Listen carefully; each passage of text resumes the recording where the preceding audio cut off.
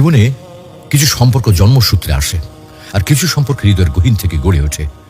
বড় বোন এই শব্দটি ঠিক তেমনই এক আশ্রয়ের নাম, যাকে একবার হৃদয় ধারণ করলে সে কখনো হারায় না। আমার আদরের বড় বোন, সে শুধু আমার রক্তের সম্পর্ক নয়, সে আমার দ্বিতীয় মা, আমার বন্ধু, আমার গোপন কথা রাখার ডায়েরি।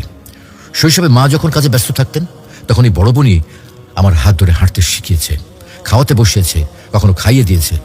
আমি যখন অসুস্থ হয়ে বিছানায় শুয়ে থাকতাম, তার কপালে ভাঁজ পড়ে যেত, যেন আমি না সেই কষ্ট পাচ্ছে। ছোটবেলায় সে নিঃস্বার্থ স্নেহ, সেই নির্ভরতা আজ আমার জীবনের শ্রেষ্ঠ স্মৃতিগুলোর মধ্যে অন্যতম। আমার বড় বোন কখনো রেগে গেছে, কখনো শাসন করছে, কিন্তু সেটা সবসময় ছিল আমার মঙ্গলের জন্য। আমি হয়তো বুঝিনি তখন, অভিমান করেছি, কেঁদেছি, কিন্তু আজ বুঝি তার প্রতিটি শাসনের আড়ালেই লুকিয়ে ছিল নিখাদ ভালোবাসা। এখন যখন সে অন্য একটা পরিবারে, সংসারে, তখনই বুঝি ঘরে সেই কোলাহল, সেই শাসন, সেই স্নেহ কি অমূল্য ছিল। একটা সময় ছিল যখন স্কুলে যাওয়ার আগে আমার চুল বেঁধে দিত, ব্যাগ গুছিয়ে দিত, এমনকি খেয়াল রাখতো যেন আমি টিফিন নিতে না ভুলি। এখন সে অনেক দূরে, কিন্তু আজও ফোনে আমার টিফিনে খোঁজ নেয়, শরীর ঠিক আছে কিনা জানতে চায়। এমন ভালোবাসা শুধু একজন বড় বোনই দিতে পারে।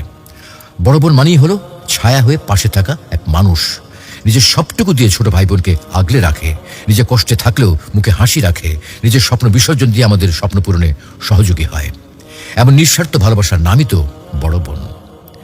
আজ যখন আমি জীবনে নানা কঠিন সময় পার করছি, তখন সেই কণ্ঠস্বর ভেসে আসে, ভয় পাস না, আমি তো আছি। এই শব্দটাই আবার বাঁচতে শেখায় আমাকে। আমার আদরের বড় বোন, তুই জানো না, তুই না থাকলে আমি এতটা শক্ত হতে পারতাম না। তুমি আমার জীবনের আশীর্বাদ। দোয়া করি আল্লাহর কাছে, আল্লাহ যেন তোমাকে সুস্থ রাখেন, শান্তিতে রাখেন। তোমার মতো বোন পাওয়াটা আমার জীবনের শ্রেষ্ঠ উপহার।